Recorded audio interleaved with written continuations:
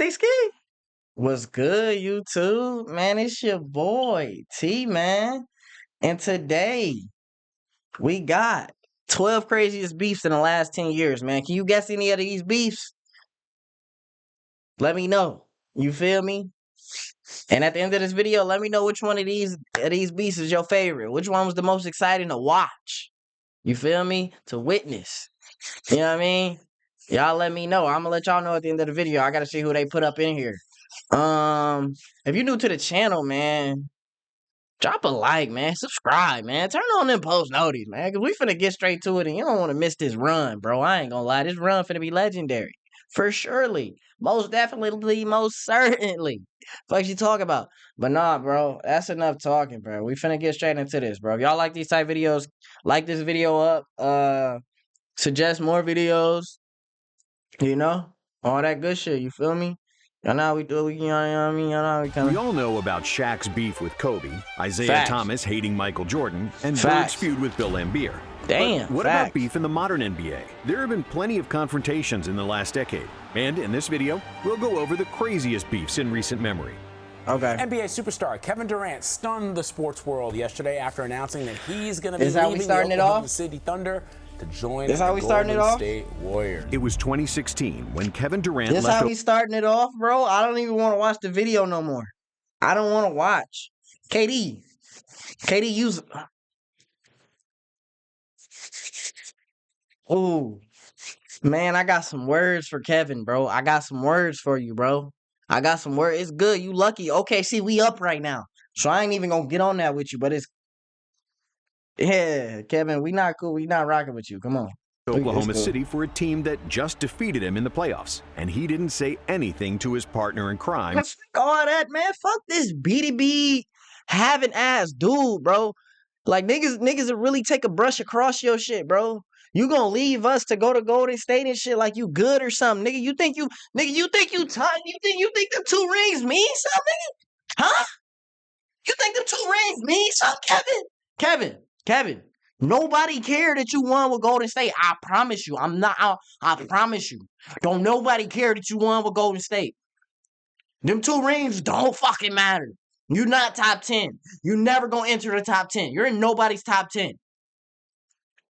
Cause you's the pitch out here, bro. I'm cool off the video, bro. I don't even... It's cool, bro. I'm good. The fuck, bro? Fuck around with y'all niggas, bro. Y'all think, bro. You think the OKC fans, man, I'm a real OKC fan, bro. You think we take that shit lightly, bro? You lucky the Clippers stupid and gave us Shai Gilgeous. You fucking lucky, bro. You fucking left us, dude. That's how you... Man, all right, bro. Keep playing the video, bro, for I crap, bro. Come on. Russell Westbrook. Russ felt betrayed, which inspired him to make a commercial about it. Some run, some make runways. But if Russ hated Durant, the entirety of Oklahoma City hated him I hate even that more. nigga. And when Durant Yes. first came back wearing a different jersey, the hostility was palpable. Every time KD touched the ball, people booed. Cupcake. And there were hundreds of insulting banners, most notably calling Durant a snake and a cupcake. And when Russ and KD got into an argument in the middle of the floor, the roof in the arena nearly exploded. And then, just a few months later, Westbrook and Durant were teammates again, both representing the Western All-Stars. Durant was even trying to make amends, but Westbrook refused to give him any attention. During the game, Russ and KD finally connected for an alley-oop, which caused a sigh of relief for their teammates and the whole arena. But this brief moment of happiness was short-lived. That's all that happened. You just do it loud. It's basketball. Yeah. That's it. In their second matchup that season, when Enes Kanter went to speak with Durant, Russ went berserk. The official's going to have to step in sooner or later as these former star teammates jawing at each other. However, over the years, this beef... Like, this shit just pissed me off, bro. If you're not an OKC fan, you just don't... It just don't hit the same for you. It probably pissed you off because the Warriors probably spanked your team too. Well, they not probably. They did. They fucking whooped your team ass. So you should be mad as me. You should be mad as me. This nigga... It's cool, bro. Like, it always be the niggas with the hair that don't grow, bro. Katie, do your hair grow or you get cuts? Be honest, bro. Tell the truth. You don't get... Your shit don't grow, bro. Cooled off, and Durant and Westbrook are back to being friends. But that's not something we can say about James Harden and Daryl Morey. For the past decade, the marriage between the Beard and his general manager seemed perfect. But in the end, the divorce resembled Johnny Depp and Amber Heard's. See, back in 2012, Morey was the one who insisted on bringing Harden to Houston. He set up the entire roster around his favorite player and his silky skill set, greatly popularizing the three-point revolution we're seeing today. Harden had all the benefits that a superstar can get. He was the sheriff, the mayor, the president, everything. I love this city. I literally have done everything that I can. I mean, this situation is crazy. You know, it's something that I don't think can be fixed, so. But when the ring eluded the Rockets, the Beard fled to Brooklyn. And when it didn't work out there, Daryl Morey grabbed him and reunited with James. After his first season in Philadelphia, Harden took approximately $14 million less than what he was supposed to get with a player option, so the team could sign veteran forward P.J. Tucker. From the outside, it looked like a noble move from Harden. But don't be... Man, hell no, I ain't taking, bro. Hey, somebody get down in the comments right now. Be 100, bro. Be 100, bro. Are you taking a $14 million pay cut for anybody? Like, you in the NBA, bro, you got millions and all that shit. Bro, I'm not, bro. For PJ fucking Tucker, 14 million? Man, get the fuck on, bro. Get the fuck on, bro. I ain't gonna lie. I be that nigga. I be Bradley Beal, bro. You gotta pay me 60 mil, no trade clause. And we just trash, bro. I don't give a fuck. I need all my ends. I'm not taking no pay cut for, bro, nigga that sit corner and foul. Hell, bro, get the fuck on, bro. Be fooled. James and Morey had an agreement in principle that would sign Harden for a maximum deal in the next offseason, worth over $200 million. But a lot can happen in a year. After the Sixers suffered an embarrassing loss to the Celtics in the 2023 playoffs, with Harden playing poorly in clutch moments of the series, many people wondered if Harden still deserved a max deal. And those same questions were bothering Morey, who had two options. He would either stay loyal to Harden and honor his word, or he'd do his job and stay responsible for the long-term benefit of the 76ers, who would potentially be stuck with a bad contract and very little flexibility. In the end, Morey did his job and screwed Harden over, not offering him an extension.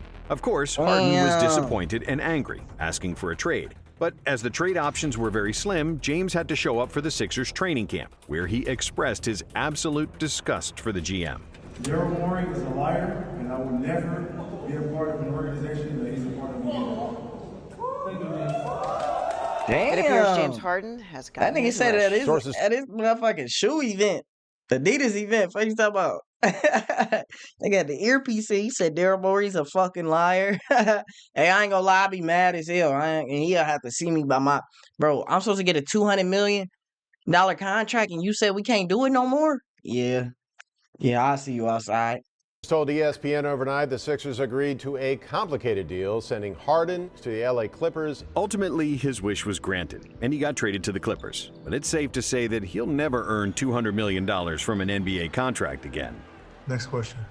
However, this is not the only notable Harden beef. Before his dispute with Morey, he hated somebody else, Giannis Antetokounmpo. Back in 2018, these two were in the middle of a fierce battle for MVP. Giannis had played one of the most versatile seasons in NBA history, averaging 28, 12, and 6, with over a steal and a block per game, and shot 58% from the field. On the other hand, there was Harden, who had arguably the best scoring season ever, apart from a couple of guys named Wilt and Michael. The Beard averaged 36 points, 6 rebounds, and 7.5 assists, including a streak of 32 games with 30 points or more. However, the MVP went to Giannis, and naturally Harden was disappointed, making several comments about the injustice he suffered. But the actual beef started the next season, with a little help from Charles Barkley. I'm between Kemba and Trae Young.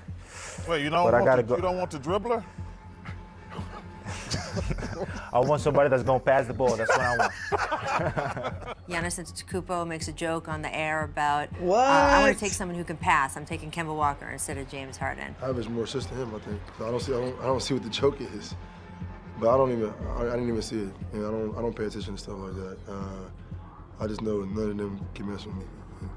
But while this was lighthearted What? Nigga Harden said you can't fuck with me though, boy. Fuck wrong with you?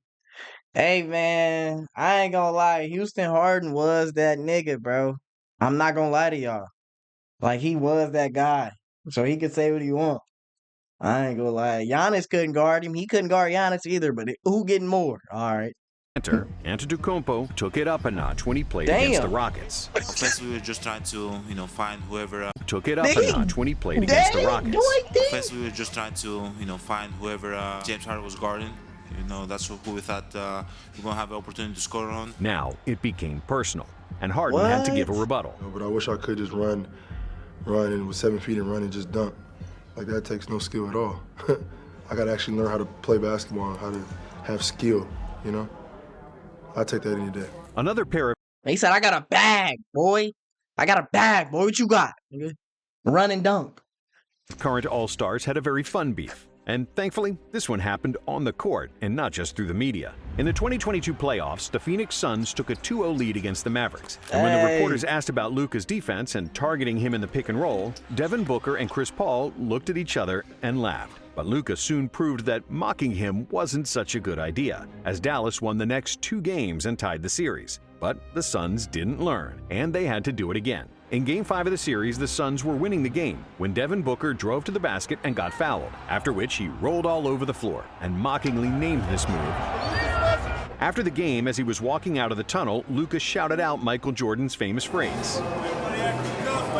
And Luka was always the one to back up his trash talk. The Mavs won Game 6 in a blowout, but it was only a teaser to an incoming storm. For Game 7 in Phoenix, where the Suns had won every game of the series, they suddenly couldn't buy a bucket. The Suns ended the first half with a 30-point deficit, and Luka scored as many points as the entire Suns team. Before the end of the third quarter, Phoenix was down by 46 points. Jason Kidd, Luka, and Spencer Dinwiddie has sucked all the energy out of this building. It was the biggest embarrassment the NBA has ever seen in a Game 7, and Booker had to eat a big slice of humble pie. What's the relationship like right now? Hey, that boy, I ain't gonna lie, that boy Luka was torching them boys. And CP cuts the lead to 42. I know y'all remember that. Oh my God. Hey, I ain't gonna lie, bro. Luka, he's still a part-time owner in Phoenix. He still got some ownership down there, I ain't gonna lie. Even with KD there, it still belts ass every time you see them niggas. With Devin Booker. It's good.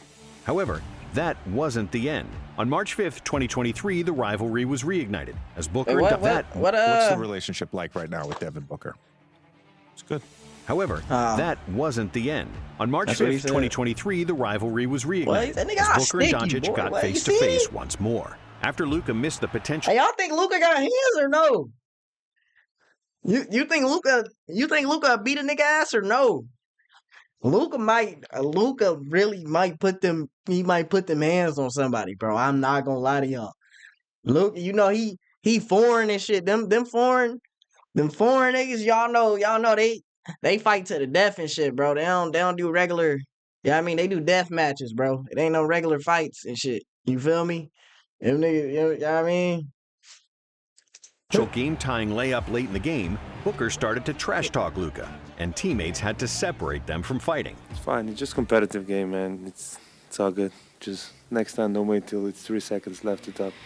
And if there's anyone in the NBA who talks for the entire game, Dylan Brooks is definitely one of those players, and one of the biggest NBA villains. A guy who gets in people's faces, trash talks, and taunts. But back in 2021, he was the one getting taunted by none other than LeBron James. After he made several clutch shots over Brooks, the King gave him a too small gesture, and the Canadian swingman never forgot it. 2 years later, after a game where he and several of his teammates nearly got into a fight with Shannon Sharpe, Brooks was in a revengeful mood, bragging about guarding LeBron. He doesn't want to go left. I was just making him go left all game. Then he would settle or hey, I ain't gonna lie, Shannon bro. Sharpe. Brooks later, after a game where he and several of his teammates nearly got into a fight I with ain't gonna lie, bro. Hey, if that nigga Steven Adams would have walked up on me like that, bro, somebody better snipe his big ass. Oh, bro. Boy, you better get that big... Bro, what? Bro, I would have been like, bro, if somebody don't get Aquaman ass home, bro, what the fuck good with Buddy? Shannon's strong as hell, but, bro, Steven Adams will choke slam your little ass, bro. You not even little, but you look little compared to that nigga, bro. I ain't gonna lie. Shannon Sharpe, Brooks was in a revengeful mood, bragging about guarding LeBron. He doesn't want to go left. I was just making him go left all game. Then he would settle or he would pass the ball. But this was just a prelude of more beef to come. As the 7th-seeded Lakers advanced through the play-in to play the Grizzlies, Brooks was brimming with confidence. I don't mind playing LeBron in a 7-game series and knocking him out right away. And after a great performance in Game 2, where he bothered LeBron all night and helped the Grizzlies win, Brooks was again feeling himself. I don't care, he's old. I poke bears. I don't respect no one until they come and give me 40. You know, he's LeBron James. 40? But, you know, when I'm on that floor, they gotta give you 40? Who you gave 40? Who you are. Brooks said with a deadpan stare, but he didn't stop there. He's not at the same level as he was when he was on Cleveland, when he won championships, Miami. As usual, James didn't make a comment, but instead, he made a fool out of Brooks on the floor, who got ejected after a flagrant 2 on LeBron, after which he declined to speak to the media. And in Game 4, James made several clutch baskets over Brooks, again proving that he's the last player you should trash talk to. And Dylan again refused to talk to the press. But the biggest slap in Brooks' face came in Game 6, which the Lakers won by 40 points, sending Brooks and the Grizzlies home. And after Brooks got the 40-piece he was wishing for, LeBron added insult to injury with a funny Instagram post. So it's probably better not to mess with LeBron, which Draymond Green found out the hard way. Since he entered the NBA, Draymond has had beef with more than a dozen players. Early in his career, it was Blake Griffin and Chris Paul. But his latest and current ongoing feud is with Rudy Gobert. Early in the 2024 season, Dre got ejected for choking Gobert, after which he also received a 5-game suspension from the NBA. Draymond is now a part-time NBA player and a part-time president of the Rudy Gobert Hate Club, as Green takes every single opportunity to bash Gobert on Inside the NBA. Big Frenchman is sitting on that podium, speaking his native language. We need to do this. You need to get a stop. Rudy Gobert is getting cooked. And he celebrated when Doncic scored the game winner over Gobert in the conference finals and trash-talked his defense against the Joker the series before. Rudy sucks, not me. What I do? Again? I didn't do anything. What are you going at me for? You did it to them, not me. You know, I can't guard. I mean, nobody can guard Jokic, but. I disagree. No. I disagree. Maybe Draymond needs a reminder that Jokic gave him 31 points per game on 57% shooting when he guarded him in the playoffs. And like Dre, bro, Dre, you disagree with, what do you disagree with, Dre? What do you cannot fuck with Jokic. Stop, please stop that, bro. And you not putting him in a chokehold. I'm not gonna lie to you. His brother's gonna run on the court and beat the fuck out you, bro. I'm not gonna lie. If you know Jokic's brothers, them niggas is not to be played with. Them niggas is mob boss. Them niggas is crazy, bro. I ain't gonna lie.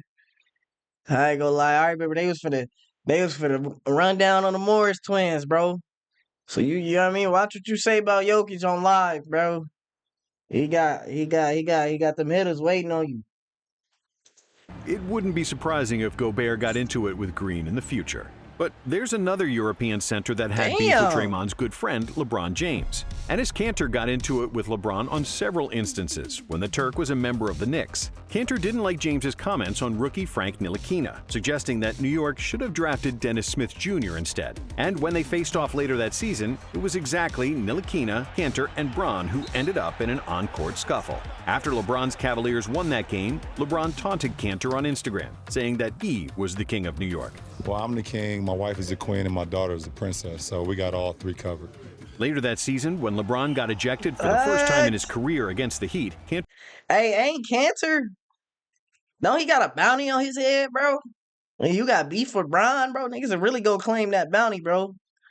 You better watch how you moving out here, bro. Niggas ain't playing with you. Kanter immediately trolled James with his famous hashtag, Strive for Greatness. He later repeated this tweet several times whenever James had a bad game. But that wasn't the end of it. When LeBron failed to provide comments on Daryl Morey and the subsequent NBA ban from all Chinese media platforms, that didn't sit well with Kanter. Enes tweeted money over freedom, criticizing James and his lack of involvement in social issues, something Kanter has been very vocal about, especially involving the problems in his own country. If you want to have a real conversation, you know where I live, you know what city I'm in, just come here and we can have a conversation. Sure, I'd love to sit down and talk to him. I'm sure it's going to be a very uncomfortable conversation for him. I don't know if he's educated enough, but I'm here to educate him. And I'm here to help him because it's not about money. It's about morals, principles, and values. It's about what you stand for.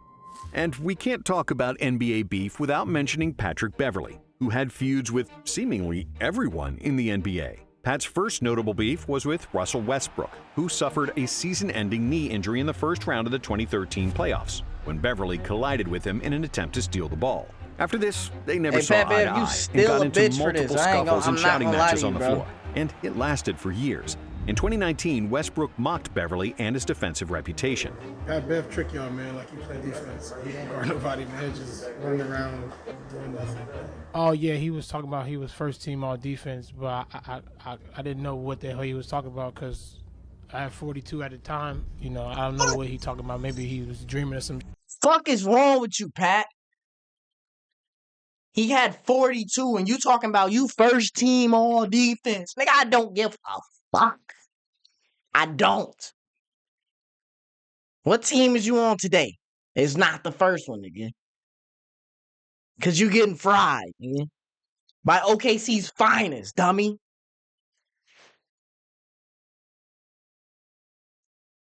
Fuck, nigga.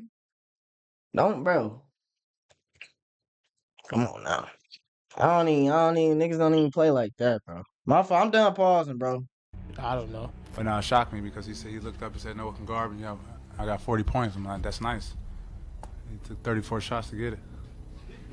But Pat Bev didn't rest there, and he feuded with other all-star players at his position, namely Chris Paul and Damian Lillard. People don't understand. Me and Chris, what we have has been going on since I was in high school. You push him, whoa.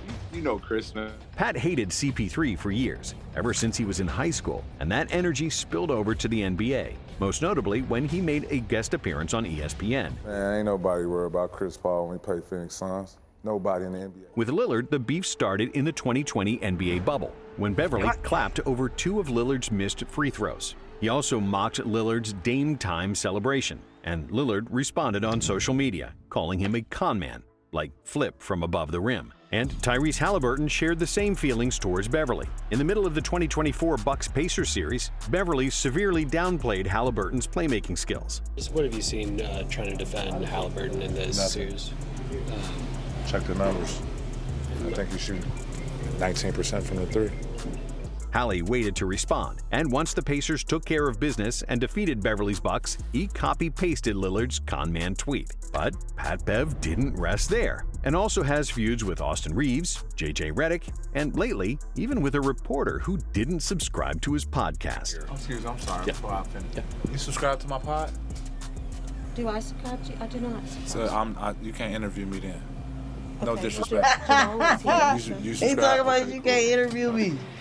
And while we're talking about sensitive people, we can't forget about Mr. Sensitive himself, Dr. Shaquille O'Neal. Even in retirement, Shaq can't stand people who stand up to him without immediately mentioning his 4 rings and other accomplishments. The newest member of the Shaq Beef Club is Shannon Sharp, but the most notable example has to be JaVale McGee. Just for old time's sake, can you say his name one time? JaVale McGee! After he repeatedly mocked him on Inside the NBA and his Shaq'd in a Fool segment, McGee responded that he's negatively impacting his career. O'Neal then responded by calling him a bum ass, and McGee replied that Shaq was an old bastard. It got way uglier after that, with Kevin Durant stepping in to defend McGee, and it ultimately ended when Shaq's mother asked him to stop the foolishness and quit feuding with JaVale. It didn't get out of hand, but my mother is someone who I love and respect, and she told me to stop it and don't bring it up again, so I'm not going to talk about it ever again. His name won't ever come out of my mouth ever again. Of course, Shaq's most famous beef was with Kobe, who also had plenty of disagreements with other players over the years. McGee was Other than a Shaq Shaq and Fool Swoosh legend. Parker, a teammate he disliked most was Dwight Howard, who never played or behaved up to Kobe's standards. So when he chose to sign with the Rockets in free agency, fireworks were almost guaranteed when they matched up, and Kobe didn't disappoint. After a hard foul from Dwight, Brian exchanged a few choice words with his former center, daring him to do something and calling Howard soft. A very similar beef happened with Jimmy Butler, who didn't like the intensity of his teammates when he was in Minnesota. After he led Hey, bro. Quick question. Somebody let me know this down. If you still watching, bro, let me know down in the comments, like, what you think. Like, how many, like, realistically, how many fights do you think a 7-foot man has been in? Like, because you got to be realistic, right? Like, growing up your whole life, bro, like, how many people do you even see around your size? Yeah, on a day-to-day basis? Probably never. You know what I mean? Unless you play basketball with NBA All-Stars every day. There's, like, so, like, who in their right mind is mad enough to, like, fight a 7-footer? You know what I mean? And what I'm getting at is, like, do these 7-footers really got hands? Or would I really put these bitches on, like, on Dwight Howard? Like these, like, I put these bitches up on Dwight and I damn near knock him out, bro. I'm not gonna lie to y'all. If we was the same weight class. No, I'm off that. I'm just saying though, like, how many fights they ever been in to, like, even know that they got them bitches? Like, nobody fighting y'all. You know what I mean? Like, Wemby, I guarantee he never been in a fight ever.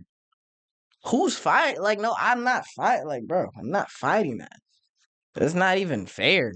Led the young Timberwolves to their first playoff berth in 14 years in 2018, Jimmy grew unhappy with Cat and especially Andrew Wiggins. Their professionalism and playing style rubbed Butler the wrong way, and he wasn't quiet about it. Butler called Towns and Wiggins soft and constantly trash-talked them, highlighted by the infamous practice when Jimmy defeated Cat and Wiggins with a bunch of bench players. You were loud, emotional, passionate, we like to say, targeting Coach Tom Thibodeau, teammates like Karl Anthony Towns and Andrew Wiggins, that you told GM Scott Layton, "You effing need me." How would you describe what happened today? A lot of it's true. The beef ultimately resulted in Butler's trade to the 76ers. But after he was gone, Jimmy kept talking trash to Wiggins and his brother on social media, forming a now famous phrase, "keep that same energy." And Butler's most recent feud came at the expense of TJ Warren, which started in the 2020 playoffs. The pair got tangled up during the game, exchanged some heated words, after which Warren got ejected, and Jimmy blew him a kiss as he walked off the court. The tension between the pair spilled over into the post-game press conferences, with Butler not mincing his words about his opponent. He's not even in my fucking league, like nowhere near me. And if I was their coach, I would never put him on me ever again. He not fuck with you, Slim Jim? Like, no, put somebody else on me because I'm a Taz every time we play. He's trash. But unlike most of the players on this list who traded barbs on the floor, another recent beef mostly happened through social media, and it was between former teammates. Kyle Kuzma and Spencer Dinwiddie briefly shared a locker room with the Washington Wizards during the 2021-22 season. However, after half a season, Dinwiddie got traded to the Mavericks, and he wasted no time to talk smack about his former teammate. After a game against Washington, which the Wizards won after a 30-point night from Kuzma, Dinwiddie played down Kuz's big night. They're not playing for nothing for real. You know what I mean? Like, at the end of the day, for them, it's a showcase. They over there trying to get paid. They're not trying to play winning basketball. Naturally, Kuzma was not a fan of what Dinwiddie said, so he replied on Twitter. The funny thing is, they don't play winning basketball. Kuzma wrote because the Mavs were also out of the playoff picture. But Dinwiddie didn't stop there, throwing shade at Kuzma's focus and work ethic. I think if we look at, him and the way he approaches life, fame, all that stuff, that we could see that his priorities tend to vary, right? Like, that's why he dressed the way he does. He, approaches basketball the way he does. But in DC, if you got 3 max dudes, Porzingis, Brad, and Kuz, like, how you miss the playoff? Like, none of these things make sense. You know what I'm saying? Unless your priorities aren't in order. Of course, Kuz was quick to talk back. The Wizards and I have so much real estate on Din Shitty Island. This guy got signed by a team for over $60 million and was traded before the following season was over. Bro, Din Shitty is crazy. I'm not gonna lie. They damn near gotta set up a boxing match tomorrow, bro. He called you Din Shitty. He playing with your name, bro. And you going for that. You going for that, Spencer. The fuck? What in the world have you won in this league? LOL. You've been bounced around like a basketball, my boy. And last but not least, we have another beef that had nothing to do with basketball. When D'Angelo Russell played with Nick Young on the Lakers, Russell tried to prank Young by recording him when he talked about his romantic exploits, including cheating on his fiancée, Iggy Azalea. I can't do a snitch.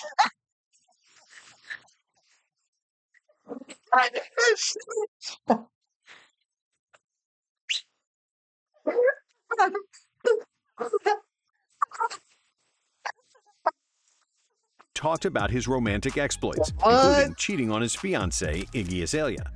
I'm glad you told my video all that. Not thinking about the consequences and foolishly believing it would all be one big ha-ha, Russell posted the video online, seriously breaching the locker room code and effectively ending Young's relationship with his fiancée. You thought you had good ones. Then you got snitched on. You find out that Russell snitched. God Russell! Of course, that didn't sit too well with Swaggy P or any of his teammates. What? The NBA is one big brotherhood, and this was a severe breach of trust. D'Angelo was outcast by Young and the rest of the NBA, and it took a while to get respect back from the league. Thank you for watching Nonstop. Bro, thank you for telling all my video. That is crazy. D-Lo, I'm not gonna lie, bro. That like, you can never recover from that, bro. I'm not gonna lie. That's why the Lakers traded you, bro. That's why they traded you. They got you back, traded you again, bro. Cause you deserve to get traded 2 times, bro. For that lame ass shit. I ain't gonna lie, it's some lame shit, bro. Some lame shit. But if you like this video, man, drop a like, subscribe, turn on post notifications, man. This is a long video, long video, man. Shout out to y'all that made it all the way to the end of the video, man. I'm gonna see y'all tomorrow. You know how we coming, you know how we doing it every day. Let's get it, man. I'm gone, my brothers. I'm gone. Oh, hold on. I'm not gone. Which one was y'all favorite? Get down in the comments. Let me know. Which one was the funniest beef? I'm gonna give y'all like 3 of them though. I ain't gonna lie. The Draymond, just cause he had him like these. He had him like these. The D-Lo one, that nigga's a snitch. And then Shitty. Then Shitty is crazy, bro. But nah, bro, y'all let me know y'all top 3. Let me know. I'm gone, fellas. I'll see y'all tomorrow. Peace.